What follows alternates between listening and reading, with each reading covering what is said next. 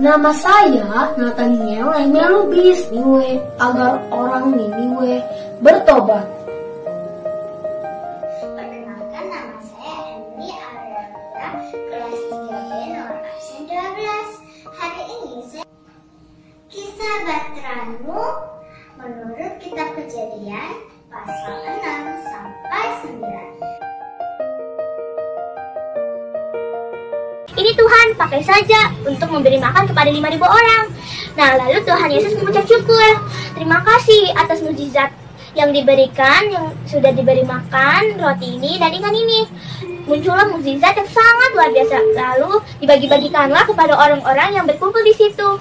Mereka makan sangat dengan lahap dan kenyang. Ternyata masih sisa 12 keranjang. Wah, puji Tuhan, mukjizat Tuhan yang nyata. Hal itu terjadi apabila karena ada satu orang anak kecil yang tidak pelit dan mau berbagi apa saja yang dia punya. 5 roti dan 2 ikan, Tuhan Yesus yang memberkati.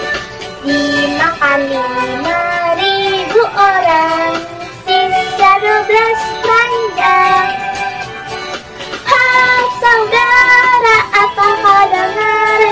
Dengarlah mukjizat Tuhan. Dimakan 5.000 orang, sisa 12 keranjang. Setelah semua tanah di bumi menjadi kering, keluarlah Nuh dan keluarganya beserta semua binatang untuk berkembang biak dan bertambah banyak di bumi.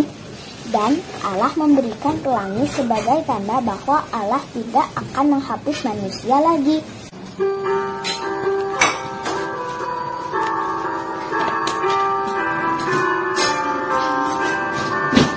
Nabi Nuh dan istrinya, 3 orang anaknya, 3 orang mantunya masuk dalam bahtera.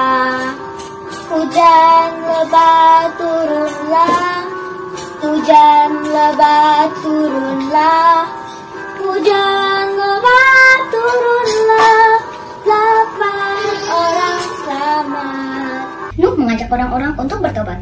Dia meminta mereka untuk percayai Yesus Kristus. Dia meminta mereka untuk dibaptiskan, maka Roh Kudus akan menolong mereka.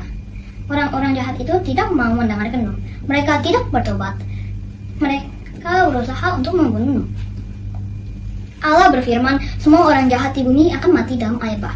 Sebagian besar dari hewan akan mati, tetapi Nuh dan keluarganya tidak akan mati. Allah memerintahkan Nuh untuk membangun sebuah kapal yang sangat besar. Kapal itu disebut Batra. Nuh dan para putranya mematuhi Allah. Pelajaran yang dapat dipetik dari Nabi Nuh.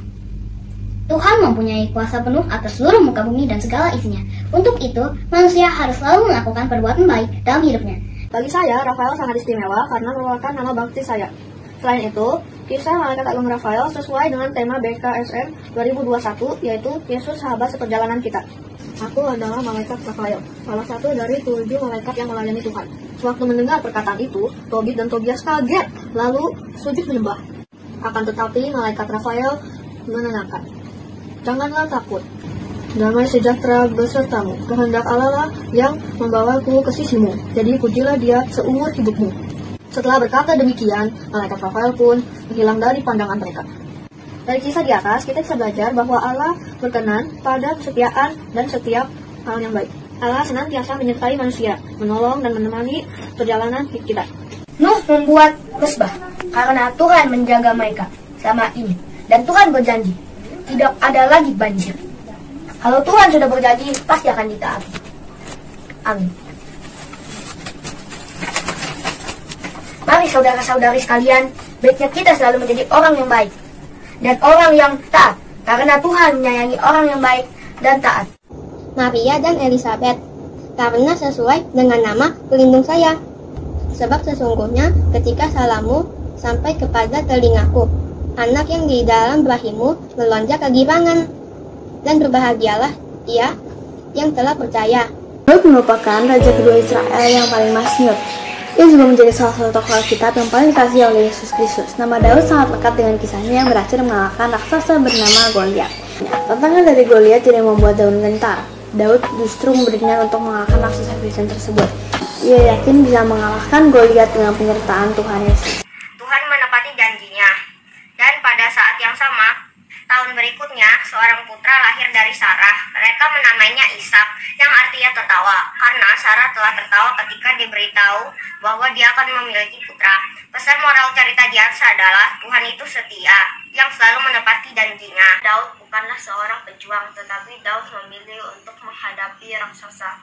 Berpakaian seperti anak gembala dengan ketapel sebagai satu-satunya senjatanya. Saat Goliat itu datang ke arahnya, Daud memasukkan batu ke dalam ketapelnya dan menembakkan raksasa itu. Batu kecil itu tenggelam ke kepala Goliat dan raksasa itu langsung mati. Pesan moral cerita di atas adalah Tuhan tidak melihat penampilan seseorang, tetapi melihat hati seseorang. Tuhan juga tidak membutuhkan umatnya yang mengenakan baju besi yang mewah untuk membantu masyarakat dalam melawan musuh.